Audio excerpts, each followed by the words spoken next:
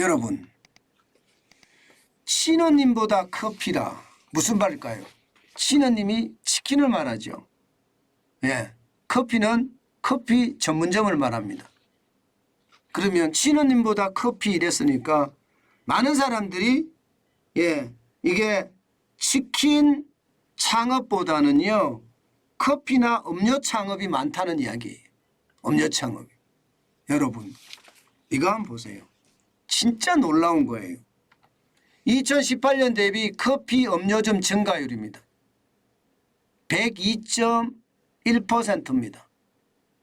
4년 만에 4년 만에 2배가 됐다는 이야기인가요? 4년 만에 4년 만에 2배가 됐다는 이야기예요. 그만큼 말입니다. 커피 음료점 굉장히 많이 늘어나고 있습니다.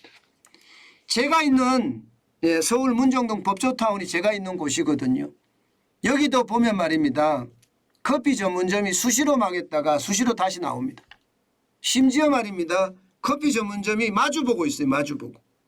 그것도 큰 길을 두고 마주보고 있는 것이 아니라 골목길을 두고 마주보고 있습니다. 거기에 인테리어 보니까요. 야, 저 정도 인테리어면 한 2억 정도 들어갔겠는데 그렇게 생각이 들어요. 두 군데 다 말입니다. 인테리어가 휘황찬란하더라고요. 저는 그것을 보면서 야, 저게 커피 한 잔 팔아서 2억짜리 인테리어를 감당할 수 있겠나. 저는 그런 생각을 진짜 많이 했거든요. 실제입니다, 여러분. 커피 한 잔 팔아서 인테리어를 2억씩이나 하게 되는데 이거 과연 회수할 수 있을까요? 얼마 만에 회수할 수 있을까요? 일반적으로 말입니다. 일반적으로 인테리어 한 거 이게 창업 비용이라고 하잖아요. 창업 비용은 빠르면 6개월, 늦어도 1년 안에는 회수를 해야 된다고 이야기합니다. 1년 안에는.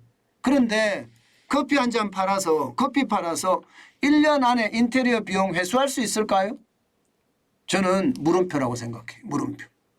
진짜 대박이 나서 진짜 차별화가 돼서 뭔가 다른 거라면 모르겠지만 대부분 말입니다. 프랜차이즈 커피 전문점을 차린단 말입니다. 프랜차이즈 커피 전문점이라는 것은 결국 차별성이 별로 없습니다. 여기 가나 저기 가나 똑같다는 이야기예요.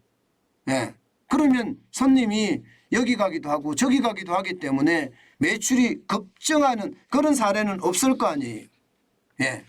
그렇기 때문에 굉장히 어렵다 이렇게 이야기할 수 있습니다. 제가 이러다 다 망한다 이렇게 썼는 것도 바로 그 이유입니다. 커피 전문점이 지금 엄청나게 많이 생겨나기 때문이에요. 여러분 이거 한번 보세요. 2018년에 커피 음료 전문점이 48,935개였습니다. 그런데 2022년에는요. 98,886개입니다. 엄청나게 늘어났죠. 2배가 늘어났습니다. 2배가. 4년 만에 2배 늘어났습니다. 반면에 치킨집 보세요. 2018년에 61,339개였는데 2022년에는 85,522개입니다. 지금은 치킨집보다가 커피 음료점이 훨씬 더 많습니다. 여러분도 알다시피 IMF 외환위기가 닥치고 나서 말입니다. 많은 분들이 실직을 했잖아요. 그리고 나서 말입니다. 뭐를 제일 먼저 했을까요? 치킨집 차렸습니다. 호프집 차렸다니까요. 그래서 박근혜 대통령 때까지 올 때까지 우리가 일반적으로 아는 말로 치킨공화국이라는 말을 썼습니다. 그 정도로 치킨집을 차린 사람들이 굉장히 많았었다는 이야기예요. 치킨집을 차린 사람이. 게다가 프랜차이즈도 보면 공중파 방송 같은데 광고 빵빵 때리잖아요. 그죠? 그만큼 말입니다. 많이 나왔다는 이야기예요. 그런데 이게 치킨집에서 이제는 말입니다. 2020년을 기점으로 해서 말입니다. 이제는 커피점, 음료점, 커피 음료점이 훨씬 더 많아졌다는 이야기가 되는 거예요. 근데 이게 경쟁이 될까요, 여러분? 저는 여러분에게 진짜 말씀드리고 싶어요. 제가 있는 문정동 법조타운에 제가 테라타워라는 빌딩에 있거든요. 내려가면요. 눈 돌리면 그냥 다 커피 전문점입니다. 순식간에 10개를 발견할 수가 있습니다. 10개. 순식간에 10개 말입니다. 한두 개도 아니고 10개를요. 순식간에. 그러면 그 커피 전문점이 다 먹고 살 수 있을까요? 결국 말입니다. 제가 있는 테라타워 빌딩에는 입주해 있는 사람들이 한정적이에요. 그런데 여기 있는 사람들이 결국 커피를 마신다는 건 나눠 먹게 한다는 거잖아요. 많으면 많을수록. 게다가 여기는 스타벅스까지 같이 있습니다. 그러면 스타벅스 가는 확률이 굉장히 많잖아요. 물론 싼커피 드시는 분들도 있지만 그럼 결국은 말입니다. 제살깎기 경쟁을 할 수밖에 없다. 제살깎기 경쟁은요. 뭔가 마음만 고생하고 버는 돈은 없다. 뭐 이렇게 이야기할 수도 있을 것 같아요. 그래서 제가 이러다 다 망한다. 이 말을 쓴 겁니다. 여러분 지금 얼마나 지금 커피 전문점이 늘어나는지 보여주는 지표이기도 해요. 커피 수입량이나 이게 수입액을 보세요. 진짜 다 장난 아니죠. 2021년에 거의 10억 달러입니다.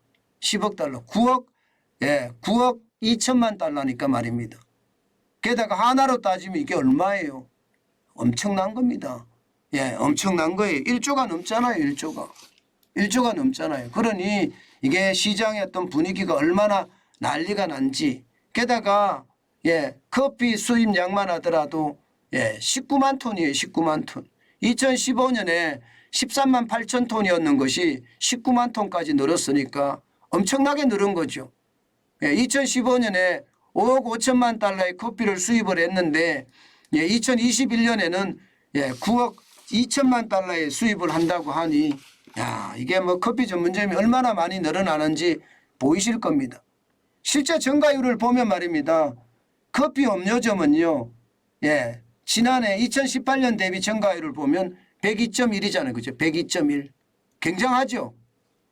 서양 음식점이 80.9%가 늘어났고요. 일식이 76.4%예요. 중식이 43.7%고요.